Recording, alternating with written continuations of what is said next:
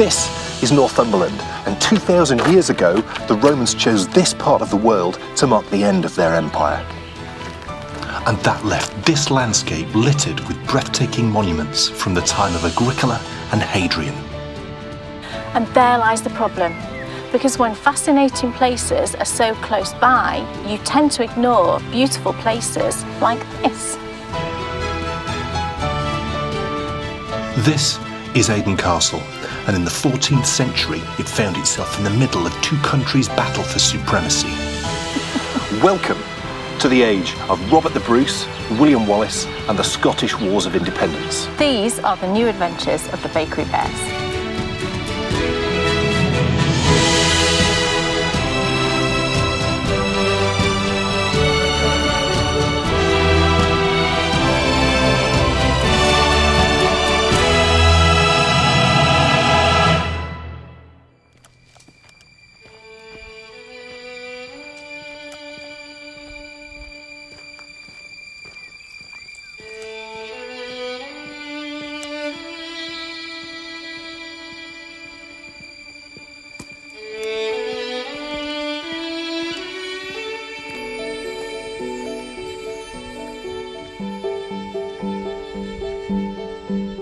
Our story starts 2,000 years ago. At that time, the country of Scotland didn't exist, but one man is about to create it. And here he is. This is Publius Aulus Hadrianus. We know him better as the Roman Emperor Hadrian. Now, the Romans had spent nearly 150 years trying to conquer the whole of England. When Hadrian became emperor, he decided the heavily wooded and mountainous regions that lay to the far north of our island would never be conquered. So he built a wall across the whole of the country, and in one stroke he created two. Now the Roman province of Britannia had a northern border, and the country of Scotland was born.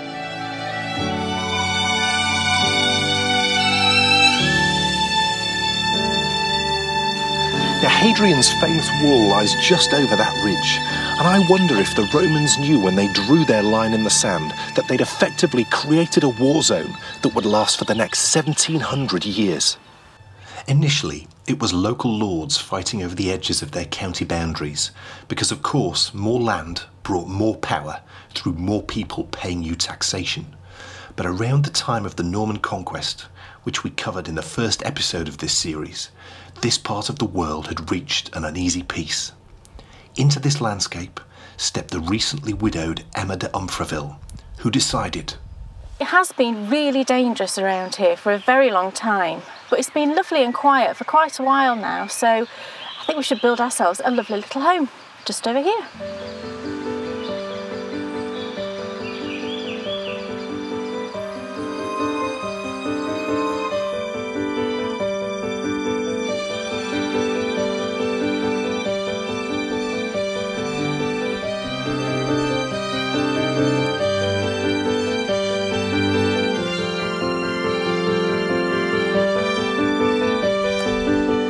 Welcome to Aden Hall.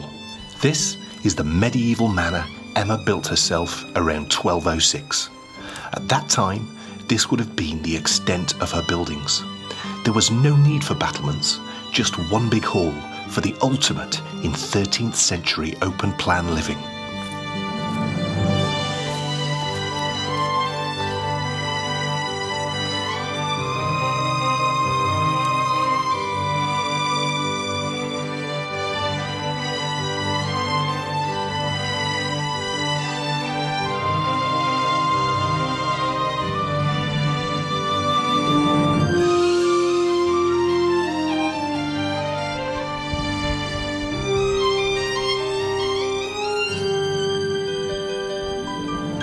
In medieval England, this was the type of house you and I would have aspired to live in.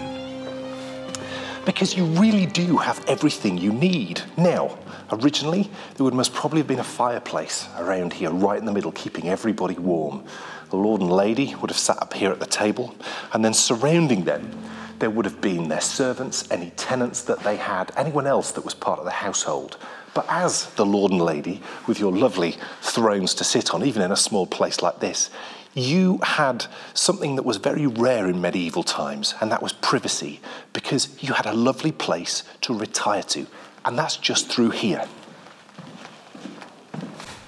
This was the family's private area, situated at one end of the hall. This would have incorporated a small living space and, of course, their sleeping accommodation. Communal living was how most people lived. Privacy was very much reserved for the few, so this area, the Solar, really is what separated the Lord and Lady of the Manor from their tenants and servants. The Roman language influenced so many of our words, and Solar is no different. It derives from the Roman word solus, which means alone. So as we leave the Lord and Lady's private rooms, we head down here. Now, this was the place where the real work went on, because this is where all the servants, all the people who ran the estate worked.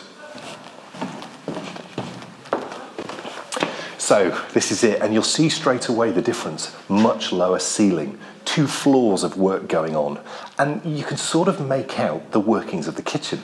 Big fireplace right here, which would have had things most probably cooking over the top of the fire, pots and pans, and maybe even pigs or whatever, spit roasting on the top. But then over here, we've got a sink, and it's superb. Yes, no running water, but you could wash up, do everything you need to, bucket straight on the top, and then down the pipe at the back, straight on the outside wall of the castle and out. Brilliant. And then through here, this is where anything that needed to be kept cold was kept. So you can really make out the workings of kitchens that we recognise and use even to this day. Now, as the years progressed, Aidan increased in size to a certain extent, and one of the things that they needed to do was build a bigger kitchen. So this was built probably around 100 years after Emma had initially moved in, and you can see at the end there, massive great big fire, so clearly they were cooking for many more people. But in the wall, look at those cupboards. You can see in the corner there where the cupboard doors would have attached on, and it really does feel unbelievably like a farmhouse kitchen of today. And when you consider that this was built around 1350, I think it's amazing really that, you know, so much has remained the same.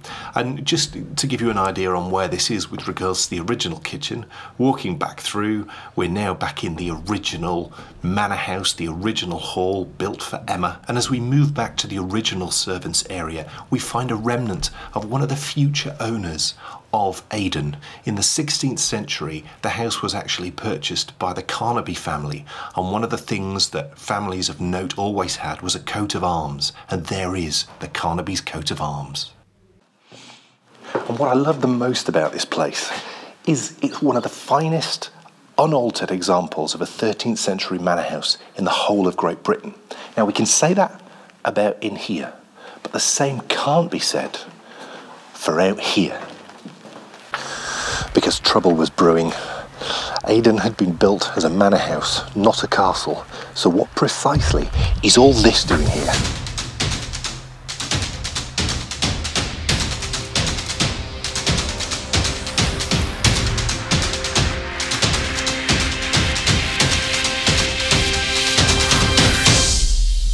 Within a few short years of Aidan Hall's existence, the peace its surrounding area had come to appreciate was shattered. The King of Scotland fell from his horse and died. Scotland had a serious problem because there was no son and heir. Whilst the country was about to disappear into civil war, the Scottish lords made the fatal mistake of inviting the English king, Edward I, into their country to help decide who should be their new monarch. But Edward had no intention of appointing anyone, because just like the Romans before him, he wanted to rule Scotland as well as England, and the Scots, quite rightly, were not about to accept that. The Scottish Wars of Independence had begun, and Aidan Hall found itself in the middle of the action. Now, it obviously had to become a castle, because roaming the countryside, surrounding all of this part of the world, were huge armies, headed up by some of the most famous names in Scottish history. Like this man. Many of you may not recognise him, but I bet most of you know exactly who he is. This is William Wallace, made famous by the 1995 movie Braveheart. He was in fact a Scottish noble who, just like in the film, began his rise to fame when he assassinated the English sheriff of Lanark. Hollywood painted Wallace's actions as revenge for the murder of his wife, but this isn't true because his wife actually helped him escape after he'd murdered the sheriff. William Wallace's act was part of a coordinated attack on the invading English army, and it wasn't long before he found himself at the head of a huge army. After Wallace led the army that defeated the English in 1297, he harried south to take control of as many castles as he possibly could, and he arrived here at Aden Castle. Now, its owner, Robert de Rheims, somehow managed to hold out. I can't imagine what it must have been like. The Scottish army was up there, huge Scottish army, with William Wallace at the head of it, and he wants to come and take your castle. How would you even begin to stop them coming and taking over? But he did. I would guess that what Robert needed to do when that army was sat right up there trying to get into his gates was have a little knit, and I think that's what we should do, and I know just the perfect place to do it. My goodness, we seem to have stumbled across about the nicest knitting spot in the world. I think we have. I'm not kidding. We should just pause so you can listen. Birdies. How beautiful Aren't is they lovely? that? We're sat in an orchard. Yeah. And, I mean, this is an old orchard. It's an old orchard. This has been around a long time. Yeah, you can tell it's old. Because this becomes, in time, and we'll discover all this as we get further through our exploration of this wonderful place, it became a farm. And it was a farm for a long, long time. And you just get that feel. It's great. It is just perfect. I think because of those trees, there's a tree line just over there. We're surrounded by a wall. It's like a walled garden. I think even if there was wind, we'd be calmed. Yeah. What I have enjoyed finding out about when that bird stops tweeting. Oh, it's lovely though, isn't it? Yes, I'm not complaining. We love birds. Apart from when you're trying to dry yarn. Do you know what happened the other day, right? I had loads of yarn outside. It was a brilliant drying day. There was a breeze. It wasn't too hot. So I'd got a line full of yarn drying, and it was fantastic. And I'd just filled up we've got a bird table, little bath, and some water for the birds and everything. And I'd filled it with these. They're like little pellets, but they've got bugs inside them. Sounds disgusting, and it's suet as well. And the birds go nuts for them. But that particular day, I think all of the baby starlings must have flown their nests, because it was like a scene from an Alfred Hitchcock film. I've never seen so many birds, but one of them actually landed on my yarn. No. Well.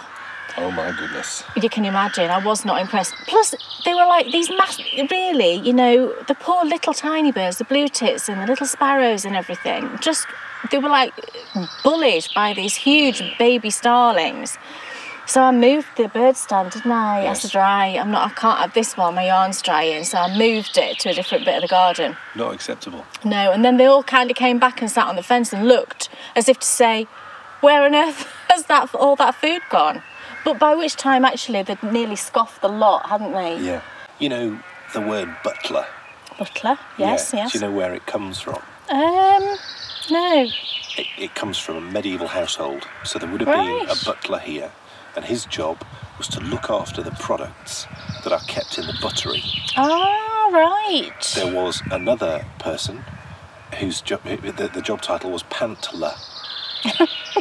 Did he look after the pants? He looked after everything in the pantry. Pantry? Yes. Right. I mean, it just... How funny that we've kept butler but not pantler. That's really hard to say. What must have happened over time is obviously households got smaller. Yeah. So they just kept one job title rather than, lots of different job titles going on.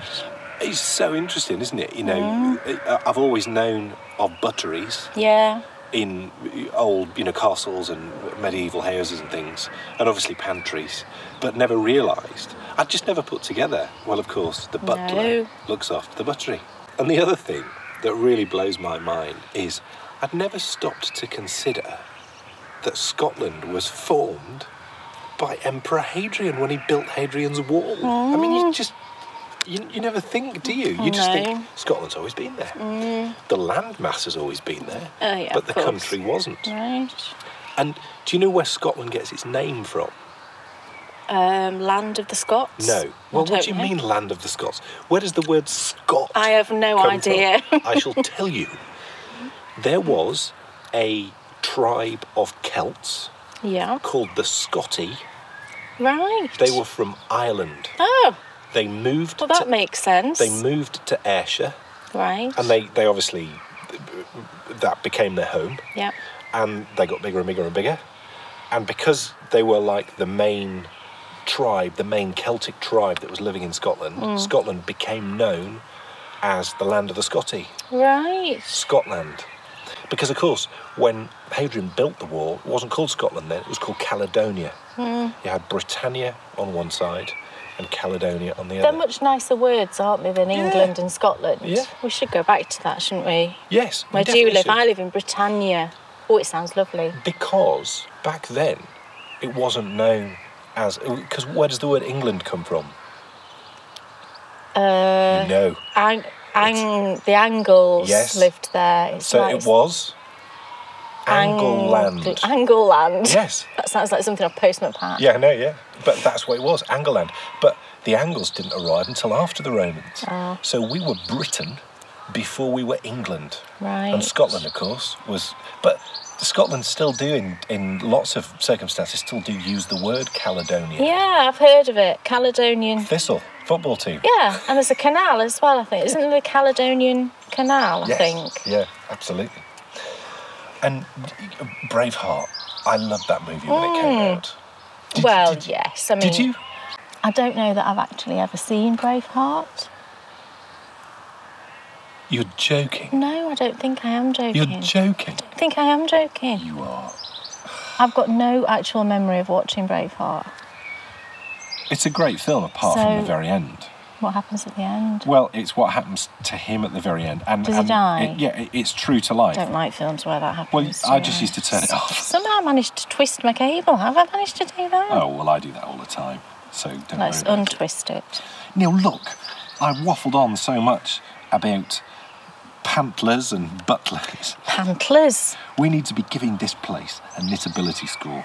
Well, it's got to be a 10, hasn't it? There's no arguments. It's got to be a 10. And I would have argued for a 10. I can't fault it, really. Had you said anything less than a 10. I really can't fault it, because in this little bit we're in here, there's only 2 picnic tables, but so there are some more. even if there was someone else. But even if they were full when you came in here, there's loads of places you could just throw a blanket down. There's picnic tables out there. There is some picnic tables just in another bit as well of the castle. What they've done is they've used the space well. Yeah, but there's loads of places where little corners where you could just throw down a blanket if you wanted, just to have a little half-hour knit. Absolutely.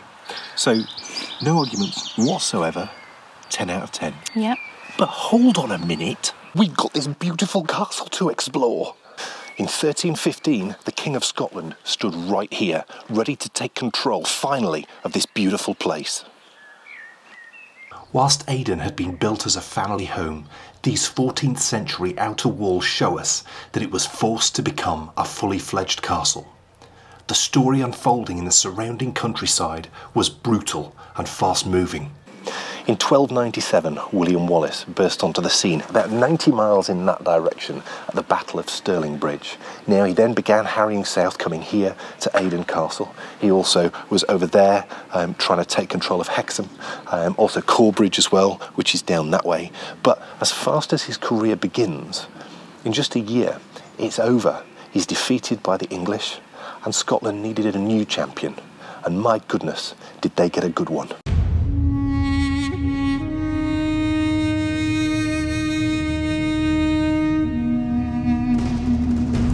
With William Wallace and the Scottish army freshly defeated at Falkirk, the survival of their country truly was in the balance. It's difficult to imagine the instability of Scotland at that time, with no one really in charge and the might of the English army bearing down on them. Life at Aidan, I suspect, felt pretty good. They had survived an attack by Braveheart, and now it probably felt like the worst of the trouble was over. But they didn't account for this man. Robert the Bruce was appointed Guardian of Scotland, and his people thronged to him. He must have been quite the character, because suddenly the quarrelling over who should be king stopped. Scotland had found their new king. On the 23rd of June 1314, Robert the Bruce took the field against the English at Bannockburn, and he won. It was about 90 miles actually in that direction. As soon as he'd won, he followed in the footsteps of William Wallace, started harrying south, and he found himself at the gates of Aden Castle. But what precisely had they come to conquer? Shall you and I take a little walking tour of the complete site? Yes, let's go. Now, originally, there would have been wooden lodgings up against the majority of the outer wall. This would have accommodated servants and in times of crisis, which were common, an enlarged garrison of soldiers. But that there is an additional courtyard.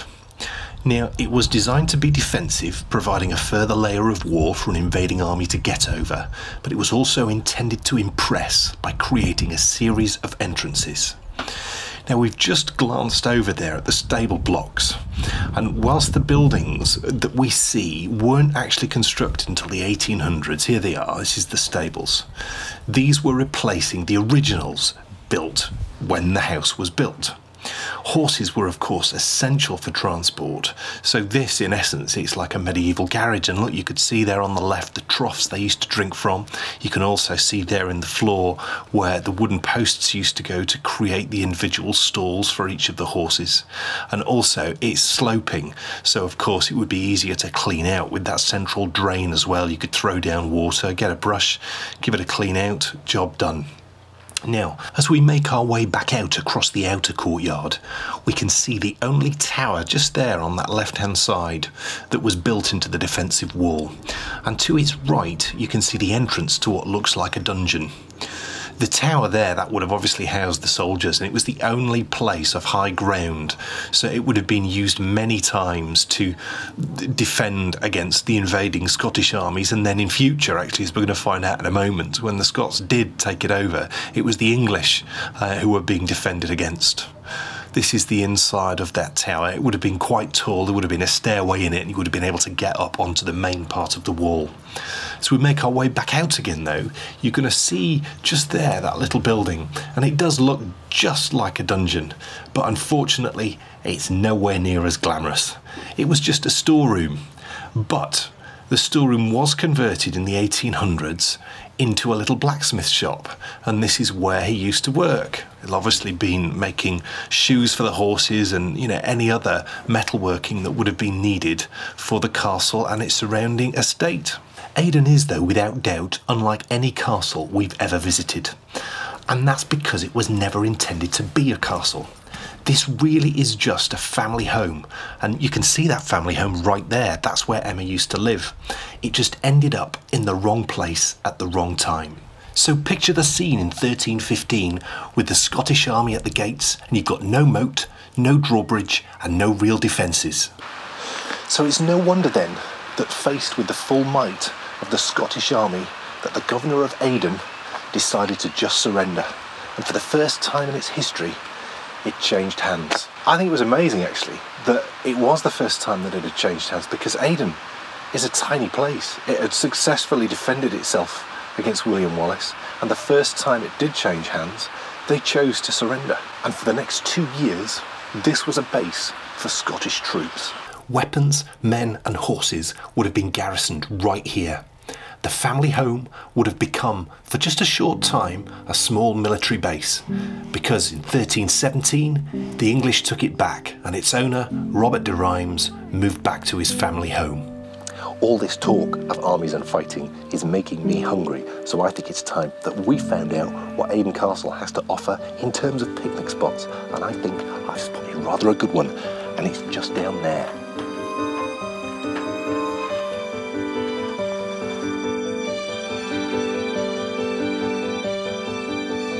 Oh, look at that. Is everything okay? Yeah?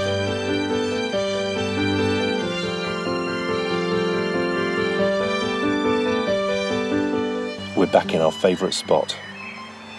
It is just been wonderful to sit here having our lovely sushi. Yes, we've had our first course. We're now moving on to our second course. We had some sushi. I have ginger cake. You got ginger cake. And there is things in there that you could buy. You would need to bring a picnic. Yeah. Definitely need to bring a picnic. Yeah, I'd say you need to bring a picnic. But they've got a brilliant ice cream selection in there, so we're going to get an ice cream. Yeah, it'd be interesting to see how old it is.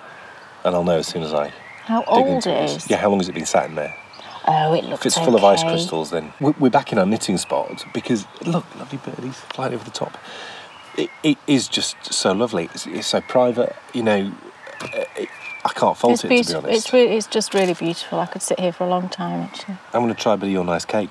I didn't make it. No, I know. Sorry. That's okay. It's just Jamaica ginger cake. Can you get Jamaica ginger cake in other countries, I wonder? Is it made by McVitie's? Can you get it in Jamaica? That's what I want to know. Well, they probably make a ginger cake, but I don't know if you can get McVitie's Jamaica ginger cake. I love it here. What a truly special place. You know, you go. Kay just said a moment ago, we were just chatting, and we were saying her first series of New Adventures went to Easby Abbey. Scored it very highly, really enjoyed it. It has that feel here, but it's way better. My goodness. It's one of the nicest places I've ever been. And it always comes down to how those places have lived their lives. And for hundreds and hundreds and hundreds of years, this was, and really, it sort of really still is, because out there, in the same vicinity, are family homes.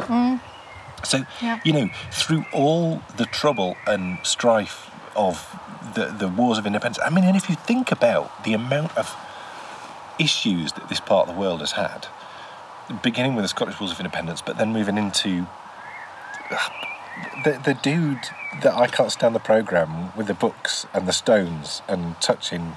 Outlander. The dude with the books. How do you get to Outlander from that? But, you know, again, it's exactly the same trouble was going on. Through all of that time, you've got this lovely little place that's sort of stuck in it's like a time warp. You know, it's just beautiful. It's the sort of place where if you lived here, you would very much feel like the outside world was not there. You said brilliantly that the reason why it seems to have this extra special feel is because it's so far off the beaten track. Yeah. You know, we've established obviously that you've got loads and loads of wonderfully historic places that people get drawn to really close to here. And so hidden gems like this just sort of get forgotten. Because you wouldn't know it was here. No. So there's no great big signs or anything. No. And even when you do know it's here, you can drive past. Easily drive past the sign. It's just a small sign. Yeah. Now, unfortunately, I do think for picnicability, we probably do have to say one off, just because you couldn't turn up here and not have brought something. True, I suppose, yeah. Unless you wanted just ice cream and chocolate for your lunch, which... Yes, we do know there are certain viewers. Yeah, there are certain viewers. You know who you are. We're talking to you, you know who you are. There's two people in particular I'm thinking of. I'm thinking of one. I can't think of the other. There's two. No, I'm not saying. I wouldn't want to shame you. But you really would need to bring something. So you've got to take one off. Okay, so we go with a 9. Yeah, 9. But interest-ability. Well, it's got to be a 10 again, I think. I wish I could give more than a 10. Yeah. I think there's something. I think everybody would find something, you know, interesting about it. And there is nowhere. We have never been anywhere like this. No, I don't think we have. Well, we haven't. No. Because, you know, this, whilst when it was built, it was a family home built at the wrong time in the wrong place. Actually, what it created was like this microcosm of homeliness. That the walls, you know, yes, they were designed to keep out Scottish or English, you know, coming in to try and take over. Well, it's kept that homeliness in, and I love that. So it's a 10, isn't it, for interestability? Yes, I'd say.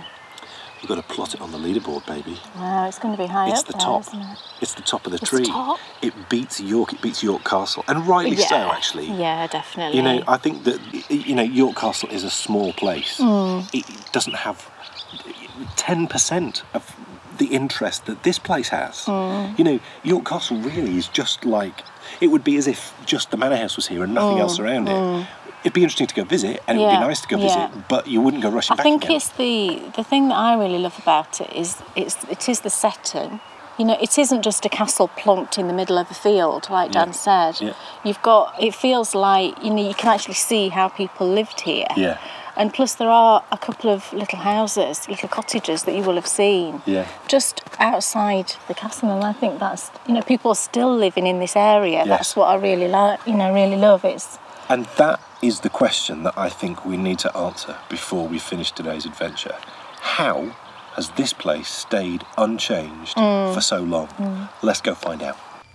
Because Aden Castle found itself in the eye of the Scottish Wars of Independence, its owner's focus understandably was on defending their home. The fighting that had started in 1297 was still going on 300 years later, when the King of Scotland became King of England. Now that did effectively end the war, but that wasn't the end of it even then. The Jacobite uprising followed with the infamous Bonnie Prince Charlie.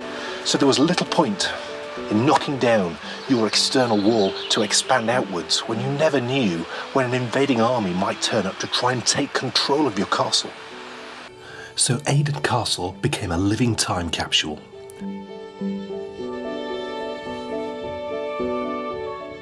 The walls that had been built to keep the invaders out were now keeping the castle's inhabitants in.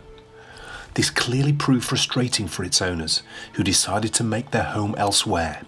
So the castle became home to successive tenant farmers, working the land that belonged to the estate built by Emma de Umfreville.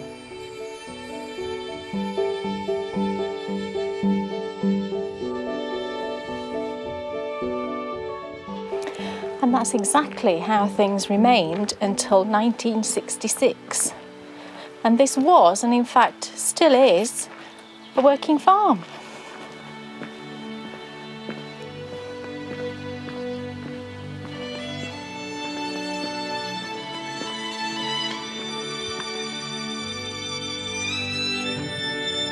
And that's what makes this place so special. Yes, it's seen its fair share of violence, but Aden is still here, doing what it was built to do for the last 850 years. From the outside, this might look like a castle, but when you step inside, you find out that it's just a family home.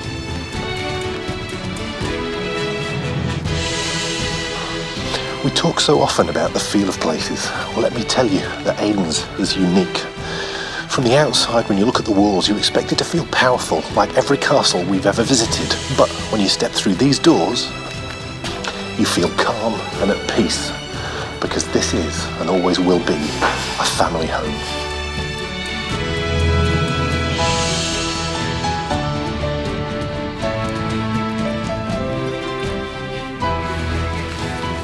So that's it. Another new adventure is over. From its humble beginnings as a small medieval manor,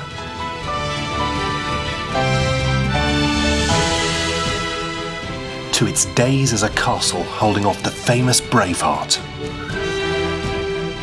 Aden Castle stands as a fitting testament to the power of the family home. We'll see you next time for more new adventures.